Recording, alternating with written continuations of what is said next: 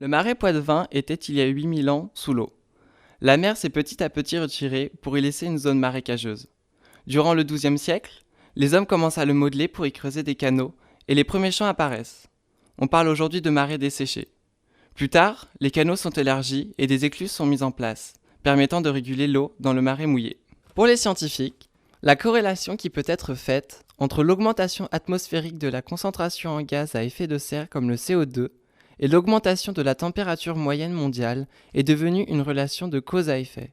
Des expériences de modélisation permettent de comprendre l'origine de la montée des eaux. La banquise se forme à partir de l'eau de mer. Sa fonte ne modifie pas le niveau des océans. Par contre, la fonte des glaces stockées sur les continents va entraîner une augmentation du niveau des océans. Un autre phénomène physique explique la montée des eaux. On remarque pour un même volume de départ. L'eau réchauffée prend plus de volume que de l'eau à température ambiante. En effet, les molécules soumises à la chaleur ont tendance à l'éloigner les unes des autres. Ce phénomène est appelé la dilatation thermique. Dans la nuit du 27 au 28 février 2010, la tempête Xynthia a balayé la côte atlantique, faisant 53 morts en France, dont 29 sur la commune de la Faute-sur-Mer en Vendée. L'eau est montée jusqu'à 2,80 m et des vents ont atteint plus de 238 km/h, formant une tornade. Au total, ce sont 500 000 personnes qui ont été sinistrées. L'événement Xynthia à la Faute-sur-Mer, c'est pas un événement de type, je dirais, une inondation fluviale, où on voit une montée lente du niveau de l'eau.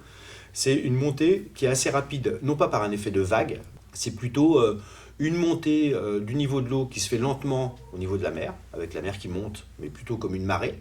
Sauf qu'au bout d'un moment, elle est passée au-dessus de la digue. Et lorsque l'eau passe au-dessus de la digue, en fait, il y a un déversement en fait, à l'intérieur de ce qu'on pourrait appeler une cuvette, qui se fait sur une très grande longueur. C'est-à-dire une digue peut faire 1 km de long, l'eau va se déverser sur la totalité de sa longueur en une seule fois.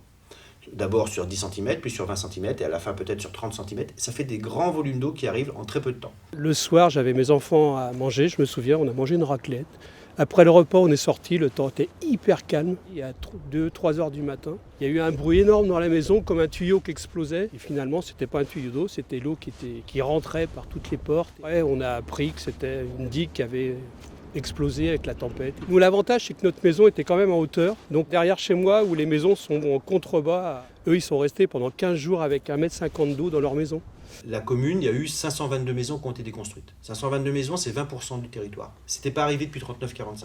L'évolution, on voit bien, du niveau marin, c'est aussi lié directement à notre action à nous perso. Si on mettait les digues agricoles plus basses, donc en gros, si on acceptait à un moment que ponctuellement, tous les 10 ans, tous les 15 ans, tous les 20 ans, on laisse submerger en fait des grandes zones agricoles, on pouvait faire baisser de 1 mètre en fait le niveau de la submersion sur nos secteurs à nous. C'est pas les grands politiques qui vont faire évoluer le monde, c'est bien nous. Et donc c'est notre mode de consommation, c'est notre mode de vie, notre mode de déplacement qui fera évoluer les choses. Et aujourd'hui, la culture du risque sur la Faute-sur-Mer, elle est très fortement ancrée, qui fait que les gens acceptent de vivre sur ce territoire parce qu'ils ont bien conscience qu'ils sont sur un territoire à risque. Ensemble, anticipons les catastrophes et dangers dus au dérèglement climatique.